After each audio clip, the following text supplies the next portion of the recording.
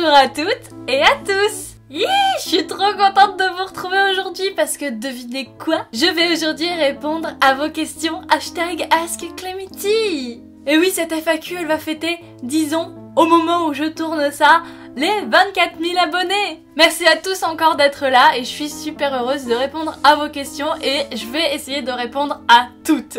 Donc prenez un petit thé et écoutez cette FAQ parce que ça se trouve ça durera très longtemps, je ne sais pas encore.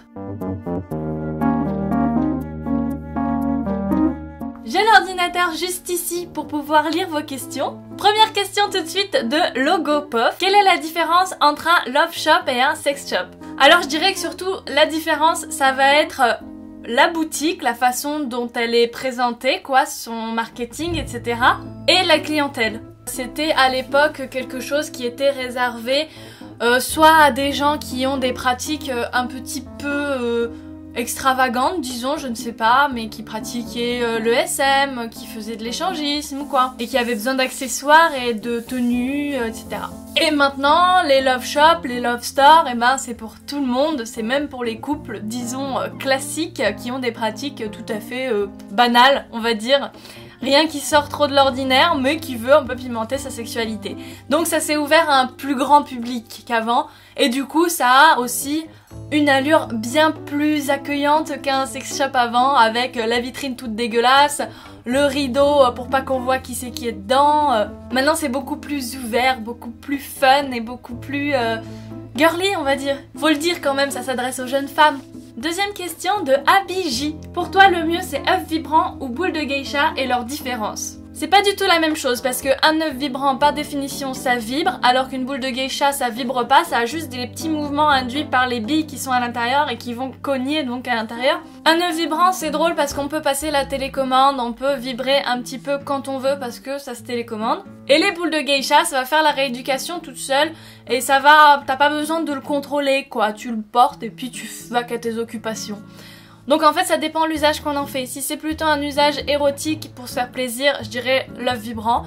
Et si c'est pour faire de la rééducation du périnée, et ben plutôt les boules de geisha. Et à ce propos, je vous conseille d'aller voir la vidéo sur les boules de geisha que j'ai fait pour le site de Public qui est juste là. Question de Anaïs Goas. J'aimerais que tu nous racontes ta rencontre avec ton copain. Bah c'est assez simple, hein, c'est assez banal de nos jours je crois, j'espère. On s'est rencontrés sur un site de rencontre. Et en fait, il habitait à Chambéry, moi j'habitais à Grenoble, et puis un jour il a pris le train pour venir me voir, et puis il est pas vraiment reparti en fait. Question de Mélie blablabla. J'aimerais acheter mon premier sextoy, mais je ne sais pas vraiment comment le dire à ma mère, parce que je suis encore mineure. Donc oui, j'ai eu beaucoup de gens qui me posaient des questions à ce propos-là. Je pense que j'en ferai une vidéo à part entière, mais en gros là, en 2 secondes, je dirais qu'il faut instaurer le dialogue petit à petit, du genre on peut déjà tâter le terrain, voir si elle est pour ou contre les sextoys sans s'impliquer soi-même, en disant, présentant ça comme un phénomène de société, du genre ouais maman t'as vu, il y a des chaînes YouTube qui se développent en France, ils parlent de sextoys, hein, et puis t'as vu, hein, maintenant il y a de plus en plus de boutiques, hein, c'est dingue, hein, et des sites internet, hein, regarde. Et si elle est ouverte à la chose, pourquoi pas embrayer sur oh oui moi j'aimerais bien tester. Question de Petite Mama. Je voudrais prendre un petit vibro pas cher, petit, pour emmener partout et j'hésite. Si tu devais choisir, plutôt Clit Power ou Whiz Bullet avec éventuellement une gaine. Alors, je vais tout de suite voir la gueule du Whiz Bullet parce que je connais pas. J'ai pas trop trouvé duquel tu voulais parler, mais en fait, il y en a plein des stimulateurs clitoridiens qui se valent vraiment parce que, en général, c'est mono-vibration, c'est à peu près la même puissance. Après, ce qui va changer, c'est les matériaux, la qualité, la résistance dans le temps ou le côté waterproof. Vraiment choisi en fonction de ces caractéristiques-là et du prix, parce que je pense que ça se vaut. Le Clit Power, il a quand même l'avantage d'avoir des embouts qui se changent. Et ça, franchement, je trouve ça super cool. Après, le Whiz Bullet dont tu parles, j'ai pas pu tester, alors je sais pas. Nouvelle question de Laura Hook. Quel est le sextoy le plus étrange que tu aies pu voir? Alors, je pense que ça va être tout simplement les sextoys en général du site Bad Dragon. Je vous mets des petites images là. Et oh my god, c'est des trucs un peu what the fuck, on dirait ça se prétend des pénis de dragon. Enfin, c'est un peu entre l'héroïque fantasy et le sextoy quoi. C'est fun. Mel Anako. Comment as-tu réussi à aborder le sujet des sextoys avec ta maman? c'est un petit peu la même question, mais en gros, bah j'ai fait pareil. J'ai regardé un site de sextoy et j'ai voulu lui montrer pour voir si elle connaissait et en parler avec elle. Puis au fil de la navigation, et bah j'ai dit oh bah moi j'aimerais bien essayer, ça a l'air rigolo. Et puis elle était d'accord avec moi. Plusieurs questions de Julie Jumble. Je me demandais comment t'es venue l'idée de parler de sextoy. Est-ce que tu as eu peur ou a été gênée au début de publier ce genre de vidéos? Et j'aimerais aussi savoir ce que tu fais dans la vie à côté de tes vidéos. Alors déjà, ce que je fais dans la vie à côté de mes vidéos, c'est le plus simple. C'est que je suis en Master 2 Management de l'innovation et des technologies. Actuellement, je suis en stage.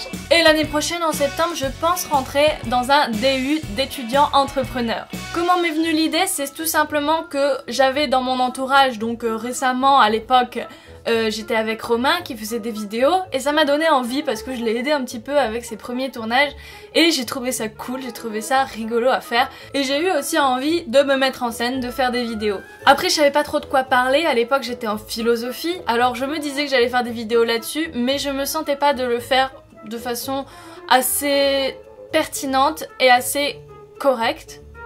Donc je trouvais que Cyrus North le faisait déjà très bien, je vous invite à aller le voir. Et il y avait un autre truc sur lequel je me voyais un petit peu conseiller mes amis, mes copines quand on me demandait. Et je me suis dit que j'allais en parler aussi avec vous. Et voilà comment on se retrouve à parler de sextoy sur la toile. Et non, j'ai pas été gênée parce que je suis assez libérée et sans gêne pour ne pas être gênée de ça.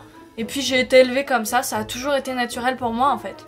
Question suivante de Didi R. Est-ce que plus on se fait plaisir avec un vibromasseur, clitoris entre parenthèses, ou jet d'eau, moins on ne ressentira de plaisir avec son partenaire lorsqu'il fait un cuni, car on est habitué à une stimulation plus forte. Comment faire? Alors, pas du tout en fait. T'as beau te stimuler avec un stimulateur clitoridien, avec un sextoy, un rabbit ou je sais pas quoi, avec le jet d'eau, tu peux le faire autant que tu veux, ça sera toujours pareil, équivalent, voire plus en fait, avec ton partenaire après. Parce que justement, t'auras réveillé tes terminaisons nerveuses et tes sensations, et du coup tu vas en avoir plus, tu vas mieux te connaître aussi, tu seras plus à l'aise. Donc il y a toutes les chances pour qu'au contraire, tu aies plus de sensations avec ton partenaire. Et puis de toute façon, les sextoys et les mecs, enfin votre partenaire, qu'il soit homme ou femme, c'est pas la même chose un sextoy et un être humain. Vous aurez toujours des sensations différentes et l'un ne remplace pas l'autre. Gabi Bounty, que conseillerais-tu comme sextoy pour une fille étroite et assez sensible? S'irrite vite. Bah y a pas de sextoy en particulier si ce n'est que si vous vous sentez étroite, vous sentez que vous avez un vagin assez resserré, faudra pas choisir des sextoys de trop grosse largeur forcément, mais c'est tout. À part ça, vous pouvez utiliser tous les sextoys. Si vous estimez que vous êtes assez sensible, vous pouvez par exemple utiliser des sextoys comme Fontaine de Jouvence ou Womanizer, c'est le même principe, c'est une sorte d'aspiration qui fait une vibration sans contact. Et avec ça, je peux vous dire que sensible ou pas sensible, ça vous fera jamais mal. Évidemment, il y a des sextoys super hardcore qui vaut mieux pas utiliser, du genre les Magic Band, c'est tellement fort que si vous voulez, ça peut vous faire mal si vous êtes trop sensible. Question de Adrien Everdeen. Un petit truc à dire sur les trans male to female. Ouais, je sais, c'est vachement vague, mais je sais pas, une petite histoire, petite anecdote ou juste un petit message. Tout m'intéresse sur ce sujet, étant donné que je suis au commencement de ce procédé. Eh bien, je te souhaite bonne route sur ce parcours, bon courage, et je te souhaite de devenir celui ou celle que tu veux et avoir tes pronoms qui te correspondent, je sais pas. Franchement, c'est pas une situation que je connais personnellement ou que je connais dans mon entourage, donc c'est vraiment très théorique ce que j'ai en tête, mais je sais que c'est quelque chose qui me touche beaucoup et qui me passionne. Je me regarde beaucoup de vidéos à ce sujet et je me documente beaucoup là-dessus. Moi, pour ma part, mon message, ce sera à tous les autres, toi tu dois être déjà sensibilisé, c'est tout simplement de pas hésiter à, quand vous rencontrez des gens qui ont un genre ambigu à vos yeux, de leur demander leurs pronoms, sachant qu'il existe aussi des pronoms intermédiaires comme IL à la place de il ou elle, parce que c'est des gens, comme vous et moi d'ailleurs, qui ne sont pas forcément binaires. C'est très compliqué, hein, mais en gros, vous pouvez être cisgenre si vous vous retrouvez en accord avec l'organe qui est entre vos jambes. Vous pouvez être transgenre si au contraire, il y a opposition ou décalage. Mais vous pouvez aussi être plein de nuances différentes. vous pouvez être plein de choses, la nature n'est pas 0 ou 1, ce n'est pas blanc ou noir, et non, il y a plein de choses, il y a plein de couleurs, comme sur le drapeau LGBT+. C'est pour ça que dans mes vidéos, des fois on me le demande en commentaire, mais c'est pour ça que je dis souvent, les gens qui ont des vagins, qu'ils soient hommes ou femmes, les gens qui ont un pénis, qu'ils soient hommes ou femmes. Donc voilà, si petit à petit comme ça, en changeant la façon dont on en parle, on pouvait aussi changer les mentalités. Moi de mon côté, j'ai encore des tics de langage qui sont un petit peu transphobes, on va dire. Mais j'essaye de changer les choses parce que dans ma tête, c'est pas du tout ça. Dans ma tête, je sais que ce n'est pas binaire. Mais après, c'est toute une habitude de langage, de notre parler, qui doit être modifiée et ça prendra du temps, je le conçois. Lurina the Wolf. Tu voulais un live, hein, désolé, mais du coup, il y a tellement de gens qui voulaient une vidéo, je fais une vidéo. Quel est ton sextoy préféré? Est-ce que tes proches sont au courant de ta chaîne? Peux-tu nous présenter tous tes sextoys? Alors, tous mes sextoys, ça va être dur, je vais vous faire un petit plan tout à l'heure de ma petite boîte aux cavernes d'Alibaba. Et voilà pour les sextoys, donc en fait j'ai une grande boîte ici, où je mets un peu tout ce que j'ai.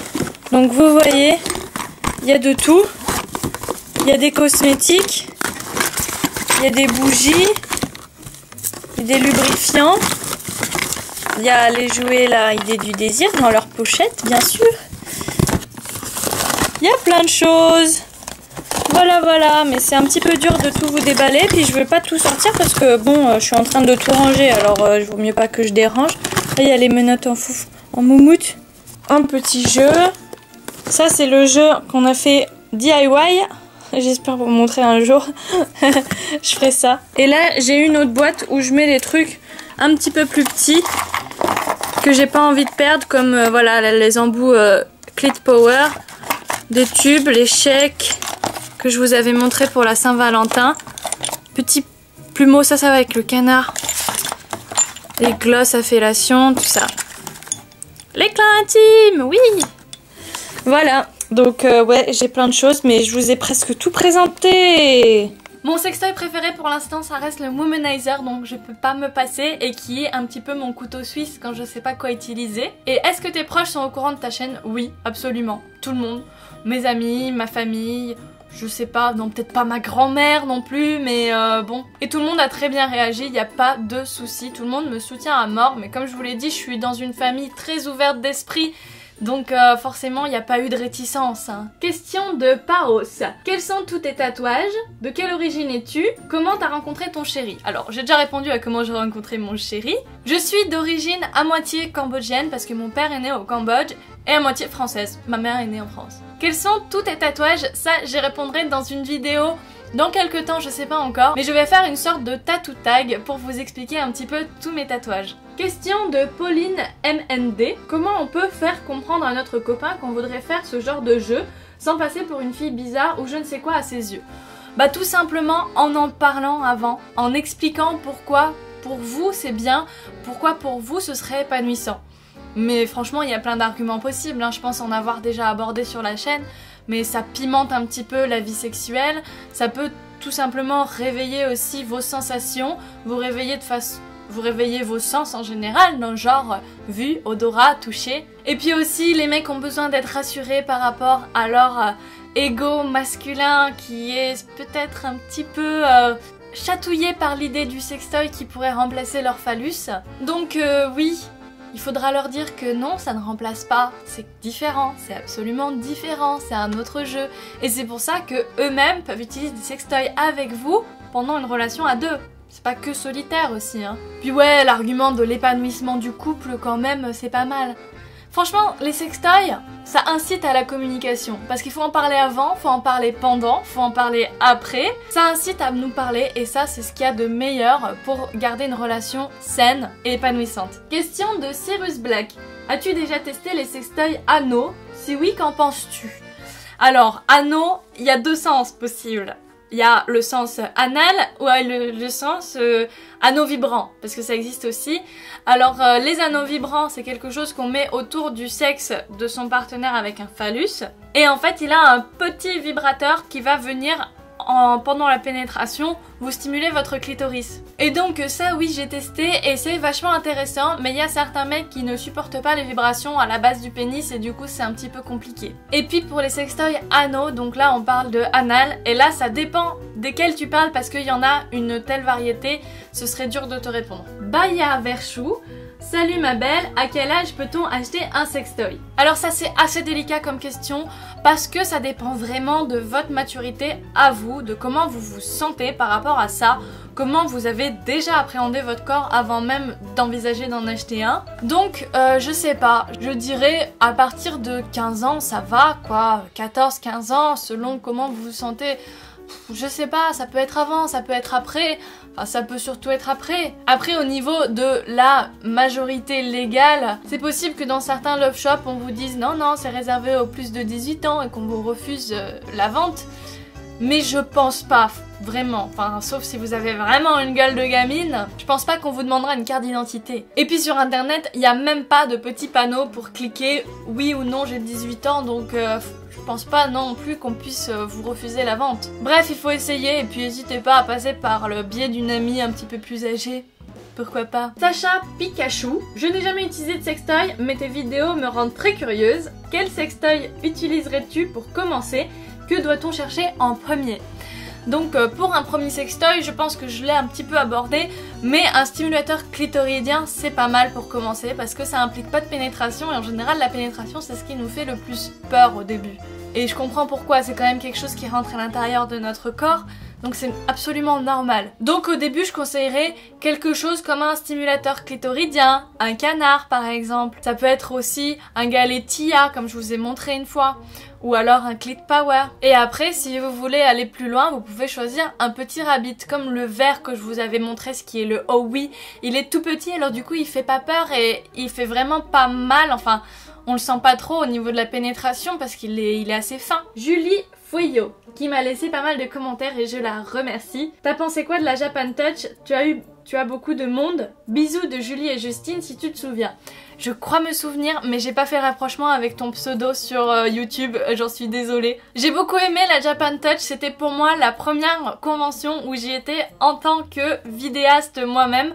Parce qu'avant j'y avais été mais en tant qu'accompagnatrice de Romain, vous imaginez. C'était pas du tout pareil et j'ai pour la première fois de ma vie signé des dédicaces et ça m'a fait super bizarre mais c'était super plaisant de vous voir, de pouvoir échanger un petit peu avec vous. Le fait aussi que j'avais pas beaucoup de monde par rapport à d'autres, ça m'a permis de vraiment prendre mon temps et ça j'ai adoré, j'espère pouvoir le faire encore longtemps hein. Je vous tiendrai au courant sur les réseaux sociaux et en vidéo normalement si je vais dans d'autres conventions. Cédrus Libani, coucou, tes vidéos sont super mais tu parles toujours de produits achetés. Peux-tu nous donner un conseil pour en fabriquer un avec ce qu'on a chez soi?